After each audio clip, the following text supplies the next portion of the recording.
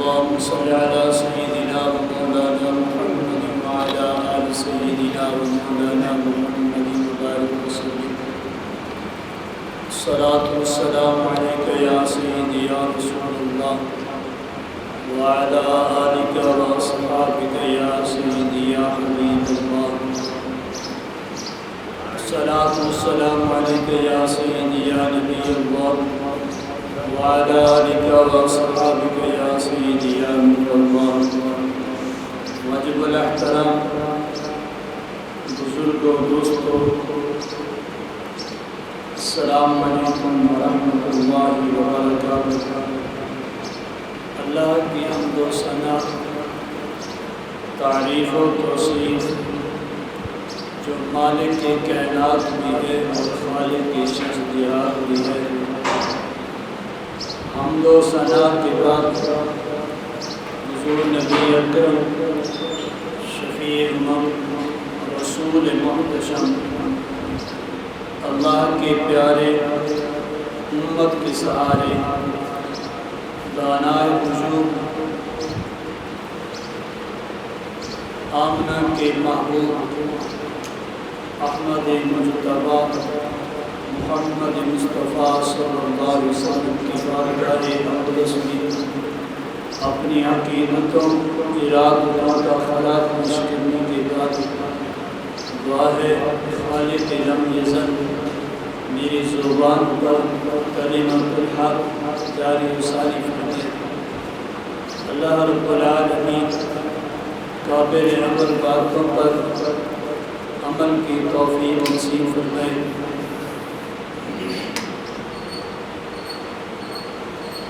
آج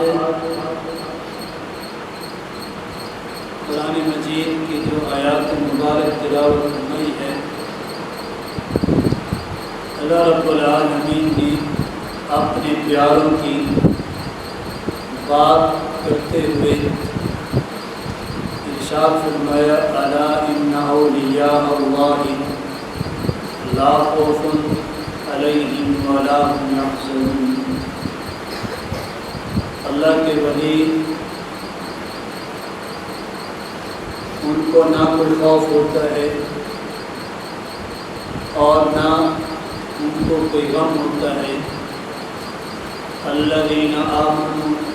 وکانوا یتقون، وہ ایمان لاتے ہیں اور اللہ کا خوف ان کے دل میں ہوتا ہے. اللہ نے اپنے پیارے بندوں کا ذکر اس کے علاوہ بھی بہت ساری آیات میں کیا ہے. کہیں ان کی صفات بیان کرتے ہوئے ارشاد فرمایا والذین یبیتون لربہم سجدا وقیاما، ان کی راتیں بستر سے الگ کبھی قیام اور کبھی سجود میں گزرتی ہے. اور ان کی صفات کو بیان کرتے ہوئے اللہ نے فرمایا وعباد الرحمن الذین یمشون علی الارض ہونا واذا خاطبهم الجاہلون قالوا سلاما. جو رب رحمان کے بندے ہوتے ہیں تو جب کسی جاہل سے ملتے ہیں تو کہتے ہیں میرا سلام. اللہ رب العالمین نے ان کے لیے بہت سارے مقامات پر ان کا ذکر کیا ہے اور ان کی کامیابی کا اعلان بھی فرمایا ہے. قد افلح المؤمنون الذین هم فی صلاتهم خاشعون والذین هم عن اللغو معرضون والذین هم للزکاة فاعلون والذین هم لفروجهم حافظون. یہ ساری آیاتیں ان کے ذکر اور ان کی صفات کے لیے اللہ نے بیان فرمائی ہیں. اور اس کے علاوہ بھی جب اللہ رب العالمین نے ان کے لیے جگہ جگہ پر ان کا مرتبہ، ان کا مقام، ان کی شان بیان فرمائی ہے، تو پھر کوئی اگر اعتراض کرے تو وہ لازم ہے کہ وہ جہل ہی ہو سکتا ہے کہ جن کا ذکر، جن کے وصف، جن کی شان خود مالک بیان کرے، اور آج کل کوئی اسی طرح اٹھے اور ان پر اعتراض اٹھا دے کہ یہ بابیں کیا چیز ہیں، یہ اللہ والے جن کو پکارا جاتا ہے یہ کیا کر سکتے ہیں، تو پھر اس کی بدبختی ہے کہ اس نے قرآن کو پہچانا ہی نہیں، قرآن کو سمجھا ہی نہیں۔ صرف قرآن میں نہیں، میرے محبوب نے بھی جگہ جگہ ان کا ذکر اس طرح فرمایا ہے۔ میرے محبوب علیہ السلام ان کی تعریف اس انداز سے کرتے ہیں کہ جس طرح رب نے فرمائی ہے۔ میرے محبوب علیہ السلام نے فرمایا، حضرت عمر اس کے راوی ہیں کہ جب میرے ولی جو میرے پیارے بندے ہیں، یعنی اللہ کی طرف سے پیغام سنایا جا رہا ہے، میرے محبوب بیان فرما رہے ہیں، اللہ کے محبوب فرماتے ہیں جو اللہ کے پیارے ہوتے ہیں اللہ ان کو یہ مقام عطا فرما دیتا ہے کہ وہ اللہ خود اعلان کرتا ہے کہ میں اپنے بندوں سے پیار کرتا ہوں اور ان سے محبت کرتا ہوں۔ پھر وجہ بھی بیان فرماتا ہے اللہ کہ میں کس وجہ سے ان سے محبت کرتا ہوں، کہ یہ وہ لوگ ہیں جب میرا حکم سنیں تو اس پر عمل کرتے ہیں اور میرا قرب پانے کے لیے میرے فرائض کی پابندی کرتے ہیں، اور پھر یہ اور قریب ہونے کے لیے نوافل کو ادا کرتے ہیں، اور جب یہ میرا قرب پانے کے لیے اتنا کچھ کرتے ہیں تو پھر میں رب ہو کے کہتا ہوں کہ میں ان کی کان بن جاتا ہوں جب اس سے وہ سنتے ہیں، میں ان کی آنکھیں بن جاتا ہوں جس سے وہ دیکھتے ہیں، میں ان کے ہاتھ بن جاتا ہوں جس سے وہ پکڑتے ہیں، میں ان کے پیر بن جاتا ہوں جس سے وہ چلتے ہیں، اور جس چیز کو میرے بندے ناپسند کرتے ہیں میں ان سے ان کو محفوظ کرتا ہوں۔ یعنی کہ موت جب میرے بندے اس کو ناپسند کرتے ہیں میں اس وقت تک ان کی روح قبض نہیں کرتا جب تک یہ موت کو پسند کرنے نہیں لگ جاتے۔ تو اللہ رب العالمین نے اپنے پیاروں کا ذکر کیا،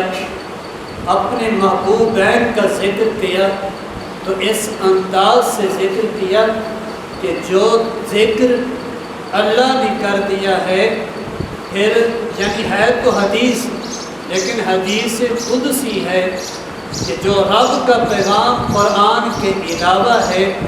میرے محبوب وہ بیان فرما رہے ہیں۔ تو اندازہ کریں جس بندے کے بارے میں، جس کامل اور اکمل کے بارے میں رب فرمائے میں ان کے پیر بن جاتا ہوں، ان کے ہاتھ، ان کے آنکھ اور کان بن جاتا ہوں، تو اس سے مراد کیا ہے؟ اس سے مراد کیا ہے؟ مراد یہ ہے کہ ان کا جو کان بنتا ہے کہ یہ سے یہ سنتے ہیں، یہ وہی بات سنتے ہیں جو رب کو پسند ہوتی ہے۔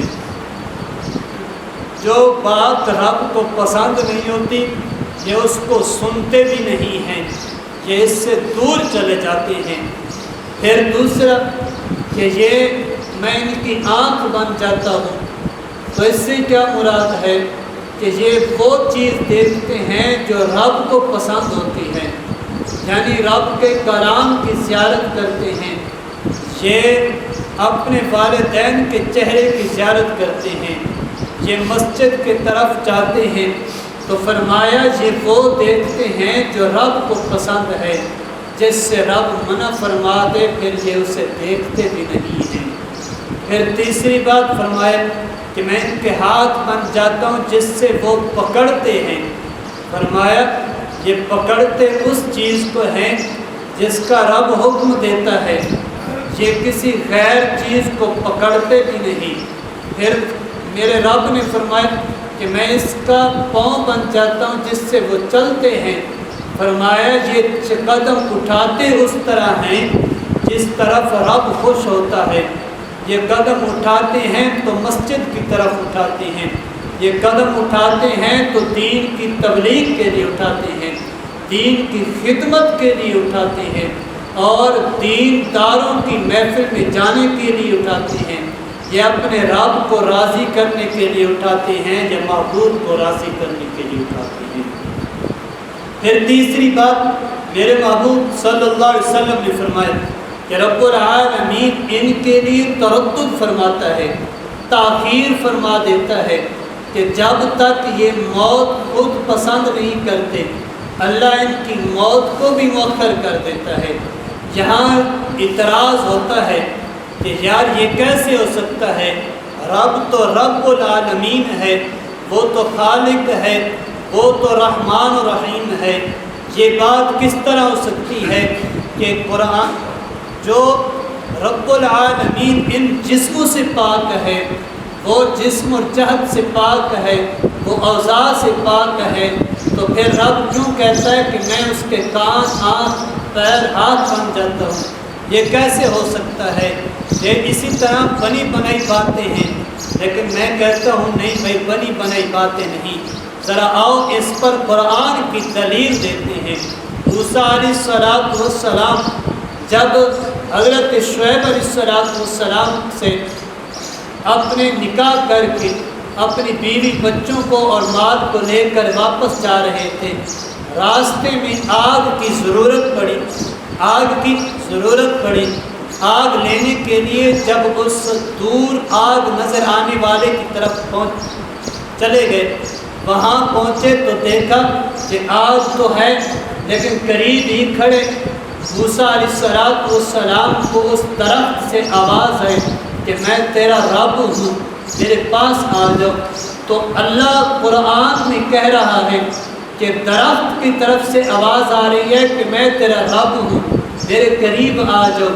جب درخت سے آواز آئے، آواز تو رب کی ہوتی ہے لیکن آگ درخت سے رہی ہے، اور آواز کس طرح کہ میں تیرا رب ہوں۔ آواز جب درخت سے اللہ آواز دے اور کہے میں تیرا رب ہوں، تو یار درخت سے بندہ کوئی کمزور تو نہیں ہے، اس درخت سے تو کمزور نہیں ہے کہ رب تو اپنے تجلی درخت پر بھی ڈالے تو وہاں سے بھی آواز آنے لگ جاتی ہے۔ تو یہ بندہ تو اللہ کو کتنا محبوب ہے جس کے بارے میں رب کہہ رہا ہے کہ یہ تو میں نے اس کو اشرف بنایا ہے، تمام مخلوقات سے پیارا مجھے بندہ ہی لگتا ہے۔ اور پھر جو رب کا پیارا ہو جائے، رب کا محبوب بن جائے، تو پھر اس کے لیے تو اللہ مقام بھی اعلیٰ رکھتا ہے، مقام اور مرتبہ بھی اعلیٰ رکھتا ہے۔ پھر جو شخص اللہ قرآن میں کیا بیان فرما رہا ہے کہ الا ان اولیاء اللہ لا خوف علیہم ولا هم یحزنون، یہ جو میرے ولی ہیں ان کی زندگی ایسی ہے، یہ پاکیزہ زندگی گزارتے ہیں کہ نہ ان کو کوئی موت آتی ہے، موت کا خوف ہوتا ہے، نہ کوئی زندگی میں غم آتا ہے، بلکہ اللہ ان کو اس طرح نوازتا ہے کہ یہ زندگی بے خوف ہو کر گزارتے ہیں۔ اللہ والے ہوتے بھی ایسے ہیں کہ بادشاہوں کی محفل میں بھی جا کر ان کو بھی نصیحت کر دیتے ہیں، ان کو بھی ایسی ایسی باتیں بتا دیتے ہیں کہ اگر کسی بندے کو دل میں خوف ہو، کیا بادشاہ کے سامنے اس کی بولنے کی ہمت ہوتی ہے؟ وہ تو بول بھی نہیں سکتا، کیونکہ اس کے اندر اتنی ہمت نہیں ہے کہ خوف ہے کہ کہیں بادشاہ مجھے سزا نہ دے دے، کہیں بادشاہ مجھے نقصان نہ پہنچائے، کہیں میری جان کا نقصان نہ ہو جائے۔ تو ان کے سامنے، لیکن جو اللہ والے ہوتے ہیں یہ بے خوف ہوتے ہیں، ان کو کوئی غم نہیں ہوتا کہ یہ کس دربار میں کھڑے ہیں، وہ بس بادشاہوں کی محفل میں بھی بے لوث ہو کر چلے جاتے ہیں، ان کو کوئی خوف نہیں ہوتا۔ اللہ نے ان کو یہ ہمت دی ہوتی ہے، یہ مقام دیا ہوتا ہے، لیکن آج پھر کوئی اٹھے اور کہے کہ ان بابوں کو کیا پتہ، ان بابوں سے کیا ملتا ہے، یہ بابے کچھ بھی نہیں دیتے۔ یار پہلے اس سے کہا دے کہ تو قرآن تو پڑھ لے، اگر تجھے قرآن پڑھنا نہیں آتا نبی کا فرمان پڑھ لے، اگر یہ بھی نہیں آتا تو پڑھ تو سارے لیتے ہیں، پڑھنے کے لیے تو سارے بیٹھے ہوتے ہیں، لیکن پڑھنے میں بڑا فرق ہوتا ہے۔ کوئی پڑھتا ہے اور پڑھ کر وہ اور بھی بگڑ جاتا ہے، کوئی پڑھتا ہے پڑھ کر وہ گمراہ ہو جاتا ہے، کوئی پڑھتا ہے وہ پڑھ کر پھر عالم نہیں، پھر وہ ابدال غوث قطب بن جاتا ہے۔ یہ لیکن پڑھنے میں فرق ہوتا ہے۔ جو پڑھتا ہے اپنی اصلاح کے لیے اور پھر وہ علم اس کو عاجز بنا دے، وہ علم پھر اس کو باحیا بنا دے، وہ علم اس کا سینے کو روشن کر دے، تو یہ تو پھر وقت کے ولی قطب ابدال بن جاتے ہیں۔ لیکن جو پڑھے صرف انگلی اٹھانے کے لیے، پھر جو پڑھے صرف اعتراضات کے لیے، پھر جو پڑھے صرف تکبر کے لیے، پھر جو علم حاصل کرے اپنا بڑا پن دکھانے کے لیے، پھر جو پڑھے صرف عالموں پر اور اعتراض اٹھانے کے لیے، پھر اللہ کے محبوب ان کے بارے میں کیا فرماتے ہیں حضرت زید بن اسلم رضی اللہ تعالی عنہ اپنے والد سے روایت کرتے ہیں کہ ایک دن حضرت عمر بن خطاب رضی اللہ تعالی عنہ اللہ کی محبوب کی مسجد میں گئے، یعنی مسجد نبوی میں تشریف لے گئے، اور وہاں دیکھا کہ حضرت معاذ بن جبل رضی اللہ تعالی عنہ رو رہے ہیں۔ وہاں بیٹھے حضرت معاذ بن جبل رضی اللہ تعالی عنہ حضور کی قبر مبارک کے سامنے بیٹھ کر رو رہے ہیں۔ حضرت عمر بن خطاب قریب پہنچے اور قریب پہنچ کر پوچھا، اے معاذ کیوں رو رہے ہو؟ حضرت معاذ رضی اللہ تعالی عنہ کہتے ہیں، اے عمر میں اس لیے رو رہا ہوں کہ میں نے نبی کریم صلی اللہ علیہ وآلہ وسلم سے سنا ہے کہ تھوڑا سا ریا بھی شرک ہے، یعنی جو دکھاوے کے لیے عمل کرتا ہے، تھوڑا سا بھی ریا دل میں آ گیا، دکھاوے کے لیے عمل کیا ہے، اپنی واہ کرانے کے لیے وہ پڑھنا لگتا ہے، لوگوں تک بات لوگوں کے سامنے تقریر کرتا ہے، واعظ و نصیحت کرتا ہے، وہ عبادت بھی دکھاوے کے لیے کرتا ہے، تو فرمایا یہ تو بڑے کام ہے، اگر تھوڑی سی نیکی بھی کی ہے، ریاکاری ہے اس میں، دکھاوا ہے اس میں، تو فرمایا یہ بھی شرک ہے۔ فرمایا حضرت کون کہہ رہے ہیں؟ سننے والا کون ہے؟ عمر بن خطاب ہے، اور وہ پوچھ رہا ہے، اور حضرت معاذ بن جبل رضی اللہ تعالی عنہ بتا رہے ہیں کہ میں نے نبی سے سنا کہ تھوڑا سا ریا بھی شرک ہے، یعنی تھوڑا سا دل میں خیال آیا ہے کہ یار میں یہ عمل کر رہا ہوں، میری تعریف ہوگی، میں یہ عمل کر رہا ہوں، لوگ مجھے دیکھ کر اچھا سمجھیں گے، لوگ میری تعریف کریں گے، میری واہ ہوگی، تو پھر یہ شرک کر رہا ہے اللہ کے ساتھ۔ پھر اگلی بات جو فرمایا بے شک جس شخص نے میرے ولی سے عداوت رکھی، کیا یہ میرے محبوب کا فرمان حضرت معاذ سنا رہی ہیں، حضرت عمر سن رہے ہیں؟ فرمایا کہ جس نے تھوڑے سے بھی میرے ولی سے عداوت رکھی، اس نے اللہ سے اعلان